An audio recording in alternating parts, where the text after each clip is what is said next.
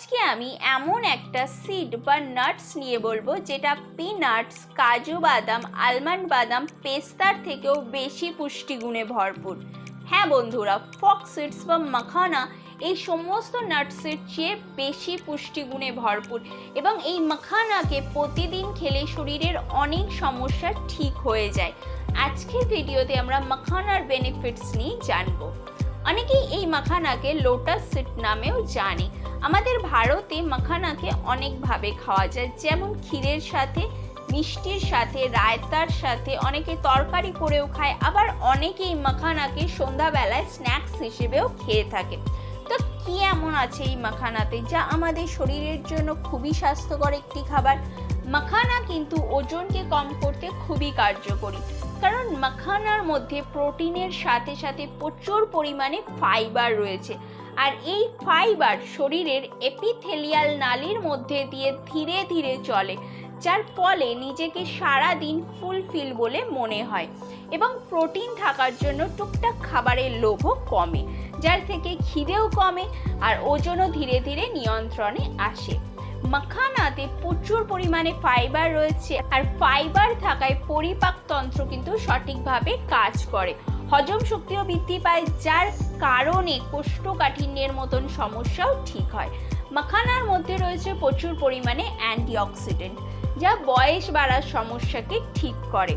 অনেকের স্কিনে বলিরেখা পড়ে যায়, সূক্ষ্মরেখা পড়ে যায়, চুল অসময়ে পেকে যায়, এই সমস্ত সমস্যাকে ঠিক করতে প্রতিদিন মাখানা খেতে পারো।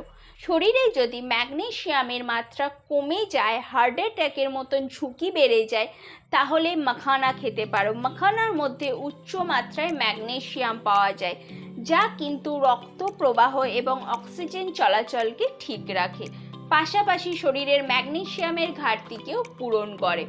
মাখানার মধ্যে পটাশিয়াম বেশি এবং সোডিয়াম কম থাকে, যা ব্লাড প্রেশার রোগীদের জন্য খুবই কার্যকরী। তাই প্রতিদিন মাখানা খেলে রক্তচাপ নিয়ন্ত্রণে আসে এবং সিস্টোলিক রক্তচাপের মাত্রাও সঠিকভাবে কাজ করে। শরীরে যদি ক্যালসিয়ামের অভাব হয়, হাড় দুর্বল হয়ে যায়, ফ্র্যাকচার হয় এবং আর্থ্রাইটিসের সমস্যা বেড়ে যায়, তাহলে মাখানা খেতে পারো, কারণ মাখানাতে ক্যালসিয়াম থাকায় শরীরে ক্যালসিয়ামের চাহিদা পূরণ হয়, যা হাড়কে শক্তিশালী করে। আর্থ্রাইটিস এবং অস্টিওপরোসিস নামক রোগীদের হাড়কে মজবুত করে তোলে। এছাড়াও মাখানা ডায়াবেটিসের সমস্যাকেও ঠিক করে, কিডনির স্বাস্থ্যকেও ভালো রাখে। যাদের সন্তান নিতে সমস্যা হচ্ছে তারাও কিন্তু প্রতিদিন মাখানা খেতে পারো, কারণ মাখানাতে প্রজনন বৃদ্ধি করার কার্যক্ষমতা রয়েছে। মাখানাতে ফাইটোনিউট্রিয়েন্টস আছে, যা শরীরকে অনেক রোগের হাত থেকে বাঁচায়। এই ছিল মাখানার বেনিফিটস। এবার আসি মাখানা কারা খাবে না।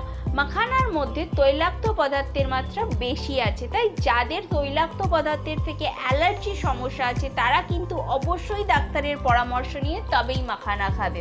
প্রতিদিন মাখানা কতটা করে খাওয়া উচিত? মাখানা পুষ্টিতে ভরপুর বলে এই নয় যে বেশি করে মাখানা খাওয়া যেতে পারে, তা কিন্তু একেবারেই নয়। প্রতিদিন 50 গ্রাম পর্যন্ত মাখানা খাওয়া যেতে পারে, তার থেকে বেশি মাখানা খেলে কিন্তু শরীরে নানান ধরনের ক্ষতি হতে পারে বা শরীরে নানান ধরনের সমস্যা হতে পারে। এই ছিল মাখানার বেনিফিটস। আজকের ভিডিও এই পর্যন্তই। যদি আমার ভিডিও তোমাদের ভালো লেগে থাকে, আমার ইনফরমেশন তোমাদের ভালো লেগে থাকে, তাহলে আমার চ্যানেলকে সাবস্ক্রাইব করো, আমার ভিডিওতে লাইক করে আমাকে সাপোর্ট করো। ভালো থাকো, সুস্থ থাকো, দেখা হবে নেক্সট ভিডিওতে।